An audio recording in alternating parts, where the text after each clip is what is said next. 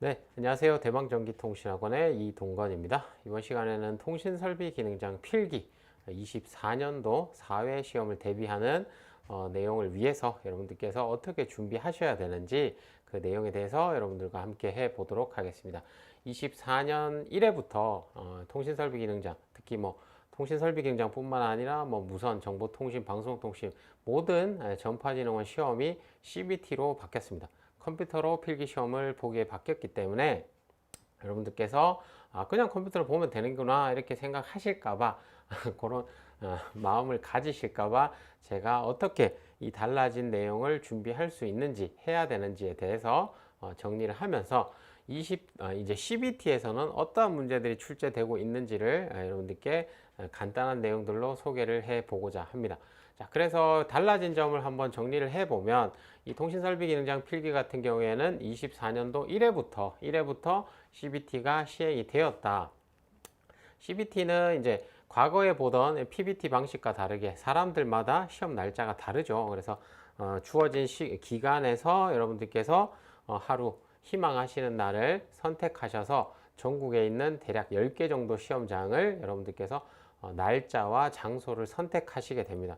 그래서 날짜와 장소를 선택하고 하게 되면 원서 접수는 9월 초에 있습니다. 그래서 장소를 선택을 하시게 되면 해당 날짜에 장소에 가셔가지고 시험을 보시게 되는데, 예전에는 문제지로 전국에서 동일한 시험을 봤다면 CBT는 이 문제은행 데이터베이스 안에서 각각마다 사람마다 다른 문제를 60문항을 풀게 되어 있습니다. 그래서 이게 그냥 준비하면 1회차 때 보니까 불합격률이 높더라고요. 공부를 대충 하신 분들은. 그래서 이 공부를 어떻게 해야 되는지 CBT 기출 예제를 통해서 여러분들께서 공부하는 방법을 잡을 수 있도록 제가 도와드리도록 하겠습니다. 그래서 이 CBT 시험은 24년 1회부터 시행이 되었다는 것, 달라진 건 없어요. 문제의 문항수는 60문제 그대로고 시험 시간도 1시간 그대로 주어지게 되어 있습니다. 달라진 점이 있죠. 그게 뭐냐? 기출문제의 비중이 감소했습니다. 그래도 그래봤자 풀면 되는 거 아니냐 이렇게 생각하실 수도 있지만, 과거에 CBT로 바뀌기 전에는 통신설비 기능장은 유독 이 기출문제 비중이 높았습니다. 60문항 중에서 기출문제가 많이 나올 때는 40문제까지 나올 때도 있었어요. 그 40문제라고 하면 문제가 아예 똑같이 나오는 거야. 답만 외우고 가도 붙을 수 있는 거죠. 60문항을 가지고 60점을 넘기 위해서는 몇 개 이상, 36개 이상을 맞추면 되는데 막 40개씩 똑같이 나올 때도 있었어요. 그래서 필기 합격률이 높았던 겁니다. 하지만 CBT로 바뀌고 나서부터는 기출문제가 나오는 비중이 대폭 감소했습니다. 그래서 상반기 1회차 때 시험을 제가 이렇게 저희 학원 오신 분들이나 다른 전화 주신 분들께 상담을 해보면 기출문제만 보고 갔더니 30개도 못 맞췄다 이런 분들도 많이 계셨어요. 그래서 이제는 공부를 똑바로 해야 통신설비 기능장도 필기를 붙을 수 있다, 이런 경각심을 가지고 여러분들께서 준비해야 되는 건 뭐예요? 새롭게 출제되는 이런 문제들, 신규 문제를 어떻게 풀어야 될지, 그러면 이 풀기 위해서 어떻게 공부를 해야 될지를 정리를 해 주셔야겠죠. 자, 그래서 여기 네모 박스 안에 보시면 이 통신설비 기능장 필기 시험 출제 기준의 큰 범위 5가지를 제가 적어 놨습니다. 유선, 통신, 무선, 통신, 정보통신, 통신선로, 그 다음에 공업 경영인데, 이 중에서 기출문제, 그러니까 기출문제가 아니라 60문항 중에서 문항수의 구성의 비율이 높고 그 다음에 신규 문제가 많이 나오는 부분을 제가 체크를 해봤더니 어디였냐? 유선통신, 정보통신, 통신선로 파트였습니다. 그래서 이렇게 놓고 보면 이게 어딘지를 모르시겠지만, 저희 학원 교재를 보시게 되면, 아니면 동영상 강의를 보시게 되면 타이틀을 보시면 알 수가 있어요. 그래서 통신선로 파트라고 하면 대표적으로 UTP 케이블이나 광통신, 급전선 이런 것들이 해당이 되겠죠. 특히 광통신은 제가 과거부터 많이 나왔던 문제고, 현재도 기출 문제가 조금 나오는 편이지만 새로운 문제가 아주 많이 도입되고 있는 것 같습니다. 그래서 저희가 보거나 문제를 지금 함께 풀어보면서 이렇게 바뀌어서 나오는 거구나, 그래서 대방학원을 이용을 해서 필기를 합격할 수 있겠구나 이런 생각이 드실 수 있도록 강의를 준비해 보겠습니다. 그 다음에 유선통신, 정보통신, 이제 통신 법규도 있고 프로토콜 및 네트워크 이런 파트들도 신규 문제가 다수 출제되고 있고, 무선통신과 공업경영은 출제 비중이 조금 줄었습니다. 제가 봤을 때는. 자, 그러면 여러분들께서 이 새로운 문제, 신규 문제를 풀 수 있기 위해서는 어떻게 준비를 해야 되냐, 이 내용이 중요하겠죠. 그래서 신규 문제라고 하더라도 여러분들께서 뭐 못 푸는 아주 어려운 문제, 그런 것들이 대부분이다 이렇게 볼 수는 없어요. 하지만 어려운 문제도 있고 쉬운 문제도 있겠죠. 그래서 여러분들께서 준비하실 때는 첫 번째 가장 중요한 거는 이론적으로 알아야 하는 것들을 정리를 해 주셔야 돼요. 어떻게? 저희 학원 그 대방원 교재에 보시면 이론편이 있고 기출편이 있죠. 그래서 이론편에 있는 내용들을 여러분들께서 정리를 해 주시고 나서 그 다음에 이 이론적인 내용들이 과거 기출 문제에서는 어떻게 나왔는지를 살펴보셔야겠죠. 과거 기출에서. 그래서 기출 문제를 풀어보고 기출 문제를 풀어봤더니 이런 내용들이 중요하더라 이거예요. 그래서 이 내용들이 중요했었고, 그 다음에 이 내용들이 변형돼서 나올 수 있는 부분들이 있기 때문에 그 해설이나 내용들을 정리해서 여러분들께서 머릿속에 담고 시험을 풀러 가야 된다. 이렇게 이해해 주시면 되겠습니다. 이렇게 장황하게 설명을 하니까 여러분들께서 뭐 잘 모르겠는데 하실까봐 제가 24년도 1회차 때 나왔던 CBT 기출문제를 복원을 해봤습니다. 요 내용들 뭐 전체를 다 소개해 드릴 수는 없지만 전체적인 내용은 저희 학원 강의에서 여러분들과 함께 풀어볼 거고, 오늘은 대표적인 문제를 간단하게 한번 같이 풀어 보겠습니다. 자, 그러면 첫 번째 문제부터 한번 살펴볼게요. 24년 1회차 때 나왔던 CBT 기출 문제가 되겠습니다. 자, 1번 문제. 자, 다음 중 랜 케이블 카테고리 6A의 전송 속도는 얼마인가? 라고 물어보고 있습니다. 랜 케이블 여러분들 잘 아시죠? 네, UTP 케이블입니다. UTP 케이블은 근거리 통신 랜에서 이제 고속으로 통신을 할 수 있게 도와주는 이 통신 선로로서 아주 중요하죠. 뭐 핵심 내용들이 너무 많기 때문에 제가 여기서 다 정리를 못 해드리지만 CBT 기출 문제에 대해서 이제 복원을 해 보니까 이 카테고리별 특성에 대해서 물어보는 문제가 심심치 않게 나오고 있습니다. 그래서 제가 지금 보여드리는 이 문제는 카테고리 6A죠. 이 6A의 전송 속도를 물어보고 있습니다.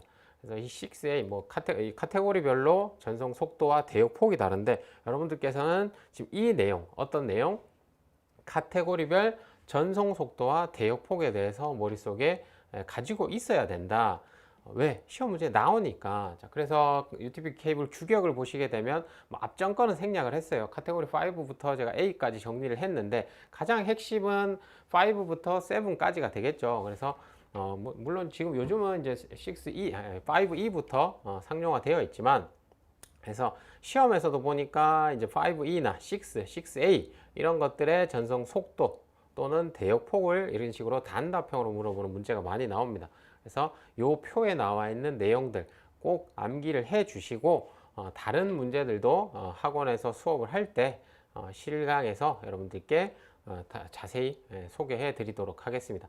자, 그래서 이 문제를 풀기 위해서는 6A의 전송 속도를 알아야 되고, 빨간색 표시된 10GBps다. 그래서 카테고리 6A의 선로를 이용했을 때 최대 전송 속도는 10GBps다. 10기가이기 때문에 메가로 바꿔주면 만이 되겠죠. 그래서 1만 메가bps가 정답이 되겠습니다. 그래서 정답은 4번이 되겠죠. 4번. 그 다음에 전송 속도만 나왔던 게 아니에요, 여러분. 대역폭도 시험에서 나왔었기 때문에 여러분들께서는 이 내용, 이 표에 나와 있는 내용들은 꼭 머릿속에 담아 주셔야 되겠습니다. 그래서 1번 문제, UTP 케이블의 특성 한번 살펴봤습니다. 자, 다음 문제 보시게 되면 2번입니다.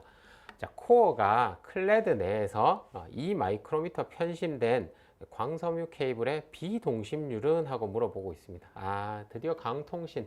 제가 광통신에 대한 이 문제를 복원을 하다 보니까 지금 문제와 같이 쉬운 문제들도 있는데 아주 어렵게 물어보는 문제들도 있습니다. 그 내용들을 이제 학원에서 살펴볼 텐데요. 이 문제는 지금 기능장 공부를 한번 해보셨던 분들은 이거 많이 봤던 문제다 하실 수 있어요. 맞아요. 이건 과거 기출에 있었는데 이 문제를 제가 왜 소개를 해드리냐? 조건이 바뀌었어요. 조건이 여기가 바뀌어서 나와요. 물론 2로만 바뀌어서 나오는 게 과거 이제 기출 문제에서는 3이었는데 3마이크로미터였는데 새롭게 CBT 문제에서는 2로 나올 때도 있고 5로 나올 때도 있습니다. 그래서 이제 이 광섬유 케이블의 비동심률을 구하는 공식을 머릿속에 담고 가셔서 조건에 맞게 계산해서 백분율을 구해 주셔야겠죠. 그래서 우선 이 문제를 풀어보면, 자, 문제에서 물어보고 있는 거는 비동심률을 물어보고 있습니다. 동의어로는 편심률 또는 이심률이라고도 합니다. 자, 그럼 이 비동심률의 뜻이 뭐냐? 비동심률이란 코어 및 클레드가 얼마나 같은 중심을 유지하는가의 비율을 나타내는 겁니다. 자, 이 광섬유를 단면을 잘라 놓고 봤을 땐 이렇게 되겠죠. 이때 외부에 있는 게 클레드고 내부에 있는 게 코어인데, 이 클레드와 코어가 얼마나 같은 중심을 유지하는가 또는 얼마나 중심이 달라졌나, 이 비율을 나타내는 걸 뭐라 한다? 비동심률이라고 하는 겁니다. 또는 편심률. 자, 그래서 이 비동심률을 구하는 공식이 어떻게 되는지를 여러분들께서 머리에 담아 주셔야겠죠. 아주 중요하죠. 자주 나올 거예요, 이거는. 그래서 비동심률이란 코어의 표준 직경, 표준 지름이 되겠죠. 코어의 표준 직경 분의 코어 및 클레드의 편심 간격이 되겠어요. 중심의 간격입니다. 그래서 표준 직경은 지금 문제 조건에 보시면 얼마라고 되어 있어요? 50이라고 되어 있죠. 50 마이크로미터. 자, 그 다음에 편심 간격. 코어의 중심은 여기고 클레드의 중심은 여기죠. 그래서 이 중심 간의 간격이 2로 조건이 주어졌습니다. 그래서 이 내용들을 공식에 대입을 해보면 코어의 표준 직경 50분의 50이죠.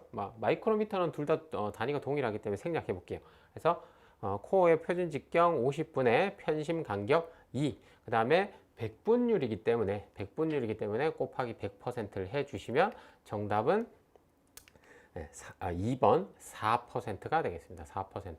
그래서 비동심률 문제는 쌤 쉬운데요. 그렇죠. 이런 문제가 나오면 땡큐인데, 이 외에도 여러분 광섬유 케이블의 특성을 나타내는 어떤 공식들이 많이 있죠. 비원율도 있고 많이 있습니다. 여러 가지 내용들 저희 이론책에도 정리가 되어 있고 기출 문제에도 정리가 되어 있는데, 이 내용들은 모두 알고 가시는 게 좋다. 그리고 이러한 내용들의 설명, 이런 것들은 학원에서 공부를 같이 해 주시면 되겠습니다. 그래서 광섬유 케이블, 광통신이죠. 이 광섬유 케이블의 특성에 대해서도 기출 문제 많이 나왔었다. 제가 지금 소개해 드리는 문제 자체가 아주 중요하고 자주 나왔게요. 그러니까 자주도 나왔었고 CBT에도 나오고 있기 때문에 지금 여러분들께 소개를 해 주는 겁니다. 그래서 이 비동심률 꼭 기억을 해 주시면 좋겠습니다. 그래서 2번 넘어가겠습니다. 자, 다음 문제 3번 문제 보겠습니다. 자, 다음 중 전리층의 종류에 해당하지 않는 것은, 이 문제를 틀리시는 분들이 간혹가다 있더라고요. 상반기 시험 때 이렇게 제가 한번 여쭤봤더니 전리층에 대해서는 아예 안 보고 갔다, 이런 분들이 계셔. 왜 그러냐? 이게 뭐야? 이게 해당 파트가 어디예요? 이게 안테나 공학이죠. 안테나 공학이 저희 학원 교재에 보면 암기할 것도 많고 이게 무슨 말인지도 모르겠고 하니까 대부분의 분들이 안테나 공학은 기출문제도 제대로 안 보고 그냥 답만 외우고 가더라고. 그러다 보니까 이런 아주 쉬운 문제가 나왔는데도 찍더라고. 큰일 나요. 이러면 이런 공짜 문제는 먹어야죠. 먹어야 되기 때문에 안테나 공학도 포기하시면 안 되고, 과거도 그렇고 지금도 그렇고 육신문항이라고 했을 때 안테나 공학이 보통 비중이 한 두세 문제 정도 됩니다. 물론 과거에 많이 나올 때는 4-5문제도 나왔는데 CBT 때 보니까 지금 안테나 공학이 대략 한 두세 문제 정도 돼요. 그래서 근데 내용이 나오면, 문제가 나오면 절대 어렵게 안 나오더라고. 안테나 공학은 물론 간혹가다 한 문제씩 어려운 게 걸릴 수도 있는데, 이렇게 쉬운 문제들도 걸리고 어려운 문제도 걸리기 때문에 쉬운 내용들은 득점을 해 주셔야겠죠. 그래서 안테나 공학을 절대 포기하시면 안 되고, 안테나 공학에서 지금 전리층, 이 전리층이라는 거는 이제 대기 중에 있는 어떠한 층을 나타내는데, 이 높이별로 지표면에서부터의 높이별로 이름이 따로 있어요. D층, E층, F층 이렇게 이름이 있는데, 그래서 전리층의 종류를 한번 보시면 정리를 해왔는데 D층, E층, ES층, F층 이렇게 있죠. 그래서 D층이 가장 낮습니다. 지상 한 50에서 90km까지 존재를 하는 거고, 2층은 100에서 120, ES층은 100km, 그다음에 F층은 200에서 400인데, ES층, 산재 2층은 계속 있는 게 아니에요.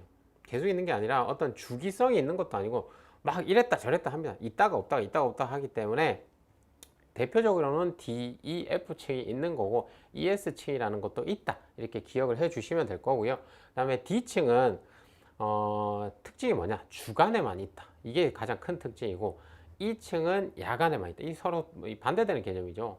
높이가 다르지만 나타나는 시간이 다르다. 자, 그 다음에 F층은 좀 높이 있죠. 200에서 400km. 그래서 주로 단파 통신. 그 다음에 주간에는 F1, 2층으로도 구분을 할 수 있다. 이렇게 기억을 해 주시는데 이 문제에서 나타내는 것은 종류를 물어봤기 때문에 DEF층에 해당하지 않는 G층이 정답이 되는 거고 이 각각의 특징들도 이 정도만 기억을 해 주시면 좋겠습니다. 그래서 안테나공학에서 이 전리층이라는 건 지표면으로부터 이렇게 전리층이 있을 때 이 전리층 반사파를 이용해서 우리가 뭘 할 수 있다? 통신을 할 수 있기 때문에 전리층의 특징에 대해서도 무선 통신 분야에서는 중요하게 생각한다. 그렇기 때문에 이 전리층의 특징도 함께 기억해 주시면 되겠습니다. 자, 그 다음에 3번 문제 이제 전리층 봤었고요. 자, 4번 문제 보시면 드디어 나왔네. 사물 인터넷 문제가 되겠습니다. 자, 4번 사물 인터넷 전용망 통신 기술의 핵심 요구 사항으로 틀린 것은 했습니다. 이 사물 인터넷 오브 띵스죠. 그래서 IoT인데 이 IoT를 우리가 서비스를 이용하기 위해서는 어떤 기술이 필요하겠어요? 통신이 돼야겠죠. 어떤 IoT를 가지고 우리가 활용을 하기 위해서는 통신이 돼야 되는데, 자, 그럼 우리 핸드폰 같은 통신이 돼야 된다라고 했을 때, 그러면 그 IoT 기기들이 통신을 할 수 있는 어떠한 칩들, 어떠한 안테나들, 이런 것들이 있어야 될 거 아니에요. 맞죠? 그래서 이 IoT 사물 인터넷을 구현하기 위해서 필요한 통신 기술의 핵심 요구사항이 아주 중요합니다. 근데 이 특징이 뭐냐면 사물 인터넷 자체가 어떠한 센서나 아니면 뭐 스마트 팩토리 이런 것들처럼 아주 간단한 정보들을 주로 통신을 하고 그 다음에 무선으로 연결이 돼야 돼요. 그죠? 유선이면 불편하니까. 그래서 무선으로서 간단한 정보들을 전송을 해줘야 되고 그 다음에 무선이기 때문에 또 뭐가 전력 소모가 작아야겠죠. 그래야지 오래 쓸 수 있으니까. 그래서 이러한 내용들의 특징이 사물 인터넷 전용망 통신 기술의 핵심 요구사항이 되겠습니다. 그래서 이때 우리가 사물 인터넷을 구현하는 통신 기술을 뭐라고 하냐? LPWA라고 합니다. 저전력 장거리 통신 기술. 영어로는 Low Power Wide Area Network라고 합니다. 그래서 저전력 광역 통신 기술, 와이드 에어리어, 광역입니다. 자, 그러면 이 LPWA 통신 기술의 핵심 요구사항은 뭐냐? 첫 번째는 전력 소모가 낮아야죠. 당연히 낮아야죠. 전력 소모가 크면 어때요? 배터리가 많이 필요하니까 저전력 기술이 핵심인 거고, 그 다음에 광역이니까 장거리 통신이 돼야겠죠. 당연히. 장거리 통신이 반드시 필요한 거고, 그 다음에 어떤 특징이 있어야 되냐면, 비용이 높은 게 좋아요? 높은 게 좋아요? 낮은 게 좋아요? 당연히 낮은 게 좋죠. 그래야지 여러 사람들이 함께 쓸 수 있으니까. 그래서 구축 비용이 낮아야 된다. 이 세 가지가 가장 핵심적인 특징입니다. 그래서 첫 번째, 저전력 소비, 전력 소모가 작아야 된다. 두 번째는 광역 통신이 돼야 된다. 세 번째는 구축 비용이 낮아야 된다. 말 그대로 구축 비용이 낮다는 게 무슨 말이냐면 가격이 싸야 된다. 뭐가? 통신 칩이나 이런 것들이 가격이 싸야 된다. 그래서 뭐 이 LPWA 기술이 여러 가지가 있지만 우선은 이 개괄적인 핵심 요구 사항에서 해당되지 않는 것은 고전력이 되겠죠. 1번에 있는 이 고전력, 저전력 소모 설계가 돼야 된다라는 거는 여러분들께서 쉽게 푸실 수 있을 거고, 그 다음에 이제 저희 학원 교재나 동영상 강의 또는 학원 수업을 듣다 보면 이제 이 사물 인터넷 전용망 통신 기술 LPWA 종류와 그 종류의 특징들, 특히 이제 대표적으로 구분해 보면 전용망이 있고, 전용망. 이제 통신사의 전용망이 되겠죠. 그 다음에 비면허대. 그러니까 면허대역이 있고 면허대역이 있고 비면허대역이 있어요. 그래서 이 면허대역 로라, 시그폭스, 이 비면허대역과 면허대역, LTM 이런 것들 종류별 특징들까지 여러분들께서 함께 기억을 해 주셔야 됩니다. 거기에 대한 문제들도 CBT에 나왔었습니다. 그래서 그 내용은 학원 수업을 통해서 함께 살펴보도록 하겠습니다. 사물인터넷 강조되고 있다. 이 내용 꼭 기억을 해 주시고요. 자, 그 다음에 답은 1번이었고 5번 문제. 자, 다음 중 신호의 주파수를 측정하기 위한 기구는? 하고 물어보고 있습니다. 이 문제는 아주 쉽게 풀 수 있다라고 저는 생각을 하는데 그건 어디까지나 제 생각인 것 같고 잘 모르시는 분들도 꽤 있더라고. 그냥 막 찍더라고 이걸. 공짜 문제인데. 자, 그래서 이제 이 문제의 정답은 스펙트럼 분석기예요. 왜 스펙트럼 분석기냐? 이제 근데 과거 기출에 보시면 스펙트럼 분석기에 대한 내용들의 문제가 있었죠. 그래서 스펙트럼 분석기의 용도 또는 목적이 아닌 것은 이런 내용들이 있었는데, 우리가 스펙트럼 분석기의 주요 측정 항목을 한번 살펴보시면 암기하셔야 돼요. 첫 번째는 신호의 주파수, 레벨, 대역폭을 측정할 수 있습니다. 아주 중요하죠. 이게 스펙트럼 분석기를 사용하는 가장 큰 목적이고, 두 번째는 이러한 기능을 이용해서 잡음 전력을 측정을 해서, 레벨이라는 게 전력이니까 잡음 전력을 측정해서 신호대 잡음비도 측정할 수 있다. 스펙트럼 분석기의 기본적인 내용이 이렇게 돼요. 가로축이 있고 세로축이 있을 때, 가로축은 프리퀀시, 주파수축이고, 세로축은 전력축이에요. dBm, 전력이죠. 그래서 스펙트럼 분석기로 어떠한 신호를 측정했을 때 이제 그 신호를 찾을 수 있고, 이 신호의 뭐 고조파도 볼 수 있어요. 이렇게. 이게 무선 설비 기사 산업기사들이 실기에서 하는 항목들인데, 어쨌든 기능장은 스펙트럼 분석기가 지금 실기 시험에 없기 때문에 여러분들이 생소할 수도 있지만, 스펙트럼 분석기 자체가 가장 중요한 목적은 뭐다? 가로축 주파수, 세로축 전력을 측정하기 위한 측정 장비다 라는 걸 꼭 기억을 해주시고, 따라서 레벨, 이게 레벨이라고 했었죠. 레벨.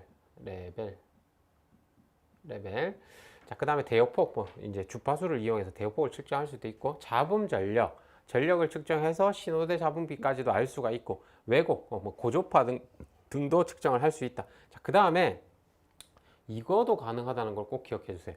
AM 변조도 및 FM 편의까지도 측정을 할 수 있다. 그래서 AM에서 변조도, 여러분들 AM 신호가 보면 이렇게 보면 이렇게 되죠. 여기가 반송파, 여기가 사이드밴드가 됩니다. 그래서 이 사이드밴드를 이용해서 우리가 이 반송파 전력과 칙파대 전력을 이용해서 우리 뭘까지 알 수가 있다? 변조도까지도 계산을 할 수가 있다. 알 수가 있다. 그래서 제가 이렇게 정리를 한 이유는 뭐냐? 이렇게 문제가 나온 것도 있는데, 어떻게 이렇게 스펙트럼 분석기를 단답형으로 물어보는 문제도 있었지만, 스펙트럼 분석기의 용도가 아닌 것은, 측정 항목이 아닌 것은, 이런 문제들도 나왔었기 때문에 여러분들께서는 이 스펙트럼 분석기의 내용들까지 상세하게 기억을 해 주시면 되겠습니다. 그래서 5번, 그리고 5번 문제가 이게 이제 스펙트럼 분석기에 해당이 되지만, 이 문제를 소개해 드린 이유는 통신 설비 기능장 필기에서 지금 강조되고 있는 게 또 통신 측정 파트에 대해서 이제 강조가 되고 있거든요. 그래서 어떠한 통신 선로나 무선 통신 환경을 측정하는 장비의 뭐 종류나 이 장비의 기능, 이런 것들을 물어보는 문제들이 새롭게 신규로 출제되고 있기 때문에 요 내용들도 학원 수업을 통해서 여러분들께서 정리를 해 주셔야 된다. 이렇게 기억을 해 주시고요. OTDR은 이따가 설명하고, 임피던스 측정기는 말 그대로 임피던스를 측정하겠죠. 임피던스를. 맞죠? 그 다음에 레벨 미터는 전압이나 전력을 측정할 수 있습니다. 전압이나 전력. 이 두 가지를 측정할 수 있는 거고, 주파수 측정은 안 돼요. 자, 그 다음에 OTDR은 뭐 아주 유명하죠. 뭐 통신설비 기능장 하는데 OTDR 모르는 사람 어디 있겠어요. 그죠? 그래서 이제 뭐 이게 뭐 하는 거냐? 이제 통신선로, 광섬유 케이블을 측정을 해서 선로의 길이, 미터, 그 다음에 그 길이에서 어떠한 접속 지점이 있다라고 했을 때 이 접속 과정에서 발생하는 손실, 이게 아주 중요하죠. 손실까지도 측정을 할 수 있다. 그래서 어떠한 광선로의 길이도 측정을 할 수가 있고, 또 뭐 어떤 부분의 손실이 얼마냐, 아니면 이 케이블의 이 드럼의 손실이 얼마냐, 아니면 접속 손실이 얼마냐, 총 손실이 얼마냐, 이런 것들까지도 측정을 할 수 있고, 이 OTDR 같은 경우에는 실기 과제에도 해당이 된다. 그래서 OTDR 문제도 지금 문제와 OTDR은 상관이 없지만 OTDR 신규 문제도 많이 출제가 되었다. 뭐 과거 기출 문제보다도 많이 들어있기 때문에 여러분들께서는 OTDR이 중요하다라는 거는 알고 계실 거예요. 그래서 OTDR까지도 학원 수업을 통해서 정리해 주시면 되겠습니다.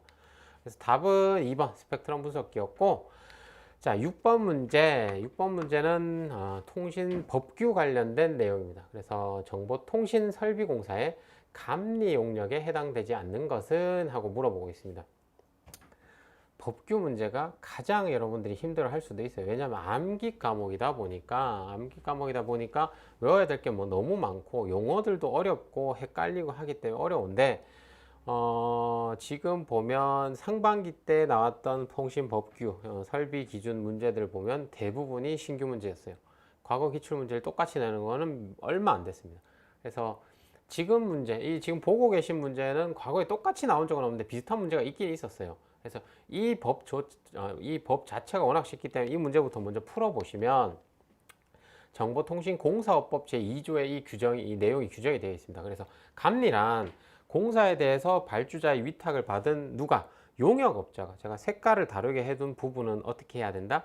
빈칸으로 나올 수 있기 때문에 꼭 기억을 해야 된다. 그래서 용역업자가 뭐를 기준으로 설계도서와 관련 규정에 내용대로 시공되는지를 감독을 하고 어떤 지도를 한다? 품질관리, 시공관리, 안전관리에 대한 지도 등에 대한 발주자의 권한을 대행한다. 그래서 품질관리, 시공관리, 안전관리다. 답은 그래서 뭐다? 3번 환경관리다. 이 내용인데 법규 공부하실 때는 우선은 기출편에 있는, 저희 학원 기출편에 있는 문제를 풀면서 저희 교재에 보시면 기출편에 해당 조문을 다 이렇게 해설에 삽입을 해뒀습니다. 그래서 그 내용들을 여러분들께서 밑줄 치시면서 머릿속에 넣어 주셔야 된다. 뭐 대표적으로 이 문제도 있고, 그다음에 통신에 관련된 저항 문제들. 그래서 그러니까 우리 시험 범위가 그거잖아. 정보통신공사업법 관련된 시행령까지 해당이 되고, 그 다음에 방송통신발전기본법도 해당이 되고, 그 다음에 지능형 홈 네트워크 기술 기준, 그 다음에 접지 설비 및 통신 공동구에 관한 기술 기준, 이런 내용들이 시험 범위에 들어가기 때문에 이 법과 기술 기준들에 나와 있는 내용들 중에서 핵심적인 부분들을 수업을 통해서, 그 다음에 기출편을 통해서 여러분들께서 꼭 기억을 해 주셔야 됩니다. 왜냐면 그냥 찍으면 다 틀릴 것 같아요. 그래서 이렇게 기출편이라도 잘 보고 가시면, 그리고 제가 수업 시간에 정리해 드린 내용이라도 잘 보고 가시면 이렇게 쉽게 나오는 문제들은 쉽게 풀 수가 있다. 그리고 법규가 여러분 60문항 중에서 비중이 높아요. 과거 기출문제도 세 보시면 아시겠지만 대략적으로 보시면 45번부터 한 54번까지 대략 8개에서 10개 정도, 60문항 중에서 여러분 8개에서 9개, 10개면 굉장히 비중이 높은 거죠, 이게. 그죠? 퍼센트로 따지면 굉장히 높아요. 10%가 넘으니까. 그래서 아무래도 기능장이다 보니까 이 설비 기준에 대한 문제를 물어보는 게 많은데, 그 내용들을 우리가 이 법들을 다 외울 수는 없으니까 중요하다고 생각해서 제가 실어 놓은 그 내용들은 꼭 보고 가시고, 수업 시간에, 그리고 저희가 이제 학원에서 수업을 하게 되는 이 CBT 기출문제, 저희가 이번 8, 9월 과정에 저희가 CBT 기출문제를 풀이를 할 겁니다. 그래서 이거를 또 이렇게 전화 주셔가지고 이거 좀 저한테 주시면 안 되나 이렇게 하시지 마시고 학원에 오셔서 함께 해 주시면 되겠습니다.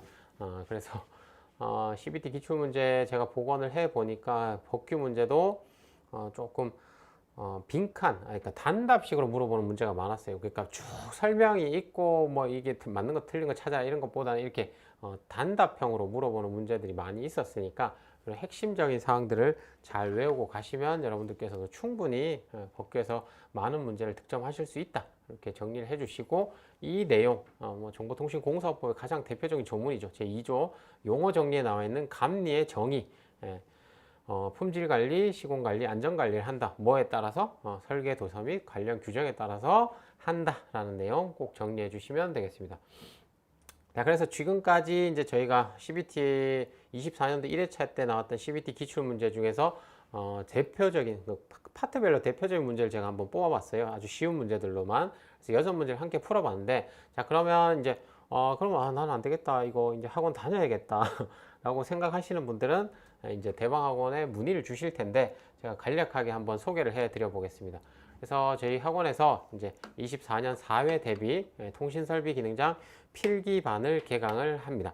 언제냐? 24년 8월 3일 토요일 날 개강을 합니다. 그래서 이 필기에 관련된 내용들을 저희가 매주 토요일마다 8월 첫째 주부터 해서 9월 마지막 주까지 이렇게 매주 토요일마다 오후에 수업을 진행을 할 예정입니다. 그래서 저희 수업 방식은 이제 각 파트별로, 예를 들어서 통신 선로 파트가 있다라고 하면 통신 선로 파트의 이론 요약을 해드리고, 그 다음에 그 이론 요약에 해당하는 기출 문제를 풀면서 우리가 이 내용은 중요하다, 이런 것들 같이 정리하는 시간을 갖도록 하겠습니다. 그래서 이 8월 3일 개강일이라는 거 한번 확인을 해 주시고, 이 대방전기통신학원의 가장 큰 장점이죠. 동영상 강의가 제공된다는 거. 그래서 이 동영상 강의를 통해서 예습 복습을 할 수 있다. 이 내용도 같이 기억해 주셨으면 좋겠습니다. 그리고 이제 학원에서 수업을 하게 됐을 때 후반부에 가게 되면 저희가 24년도 1회차 때 복원했던 CBT 기출문제도 여러분들과 학원에서 함께 풀어볼 예정입니다. 그래서 이 내용들까지도 여러분들께서 만나보실 수 있기 때문에 많이 찾아주시고요. 자, 그러면 이 과정을 신청할 수 있는 방법은 어떻게 되냐? 신청 방법은 국비 지원을 하는 방법이 있고, 그냥 일반 과정으로 스스로 자비로 하시는 방법이 있습니다. 그래서 국비 지원으로 하실 분들은 HRD넷에서 저희 학원 이름을 검색하셔서 대방전기통신학원 검색해서 통신설비기능장 필기 과정을 신청을 해 주시면 저희가 안내 전화를 드릴 거고요. 일반 과정으로 하실 분들은 저희 학원 홈페이지에 회원가입 하신 후에 홈페이지 예약 접수 남겨주시면 되겠고, 요 개강날부터 같이 수업을 참석해 주시면 됩니다. 그래서 뭐 학원에서도 수업을 듣고 동영상 강의를 통해서 예습 복습을 하시게 되면 충분히 60문제 중에 60개를 다 맞추지 못하겠지만 40개 이상은 맞출 수 있습니다. 상반기 시험 때 해보니까 그래. 1회차 때도 필기반 다니셨던 분들은 뭐 대부분이 40개 이상은 맞추셨어요. 물론 36개 맞추신 분도 있어요. 그 다음에 그렇지만 그건 사람마다 받는 문제가 다르니까 그런 거고, 저희 과정을 통해서 이론 요약을 하고 중요 부분을 체크하면서 공부를 하시면 충분히 합격하실 수 있다. 이 자신감을 가지시고 학원을 문의해 주시면 되겠습니다. 그래서 이제 24년 4회 대비 통신설비기능장 필기에 대해서 여러분들과 살펴봤었고, 궁금한 점이 있으시면 학원으로 문의 주시면 되겠습니다. 자, 오늘 시간은 여기까지 하고 저는 대방전기통신학원의 이동건이었습니다. 수고하셨습니다.